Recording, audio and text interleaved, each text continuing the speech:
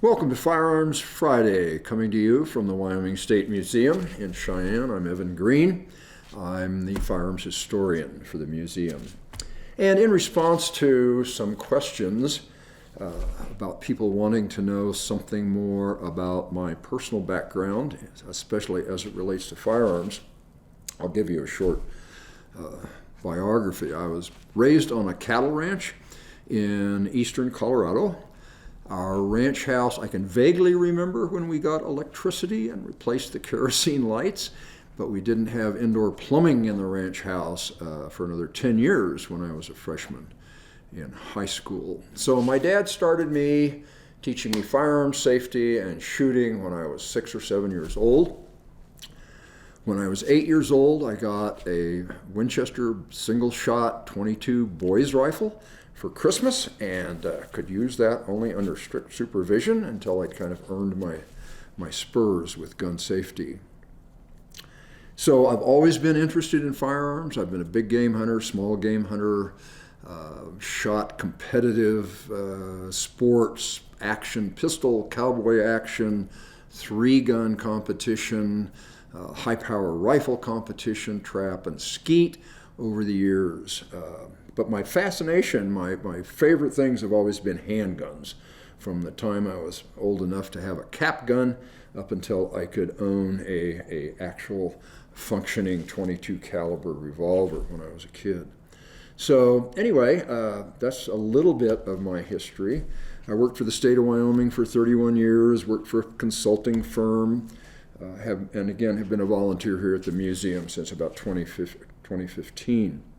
So, enough about me.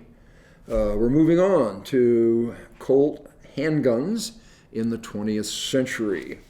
This one is a model 1903, and it is very similar to the revolver that was adopted by the military after trials in 1896. And there were variations up through 1903. This is chambered in .38 Colt, and it was the primary handgun of regular Army troops for the Spanish-American War. Teddy Roosevelt allegedly carried one of these up San Juan Hill, Kettle Hill in reality. And they were also then used in the Philippines during the Spanish-American War and subsequently in the Philippine-American War. And if you know your history, the Philippines, a country that consists of 7,500 islands, 2,000 of which are habitated or have people on them, and the Filipinos fully expected that after they had been a colony of Spain for 300 years, that when the Americans pushed the Spanish out in 1896, they would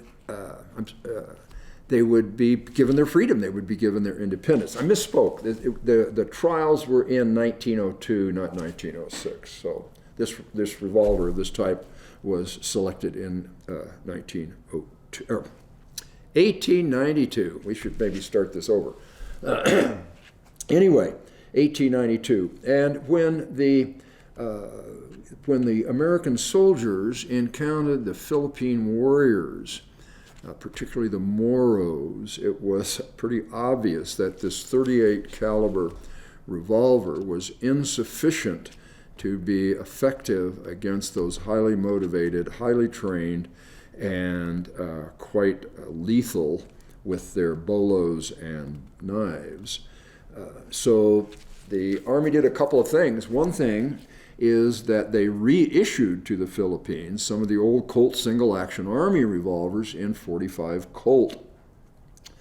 So those were more efficient and effective in combat. So the next step was the adoption of the 1909 Colt New Service in .45 Colt. And this, again, chambered in the same cartridge, 45 Colt, as the single-action Army. And it was kind of an interim thing because there was experimentation going on at the time to make the transition from revolvers to a semi-automatic handgun. And the goal of that transition was to replicate the efficiency of the 45 Colt cartridge in the old revolvers. So the outcome of that was the adoption of the Colt model 1911 as designed by John Browning. There were several earlier iterations of Browning patents that led to the development eventually of the 1911, which was in its various forms the official handgun of the United States military for almost a century. So this is, in fact, a 1911. And I'll show you the difference here in a second between the 1911 and the 1911 A1. They don't want to stand up in my rack very well. Okay. So the 1911, you'll notice, has a straight backstrap.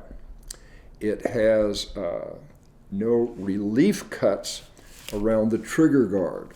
So in about 1927, because there were problems with accuracy on kind of instinctive shooting with the 1911, there were a couple of improvements made. One was this arched mainspring housing, which tends to tip the gun a little bit higher and prevent it from shooting low.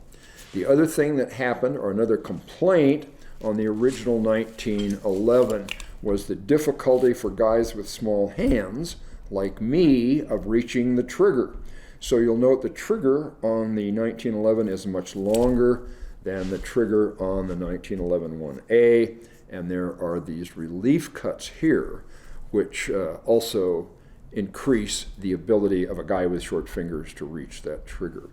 So again, these are also some of my favorite handguns, the 1911. I shot one in USPSA competition for many years.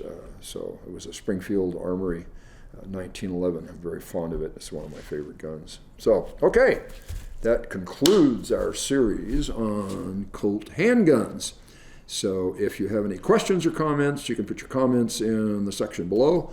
If you want to talk about guns or Wyoming history or whatever, you can call the museum. They'll take a message, and I'll get back to you. So thanks for watching.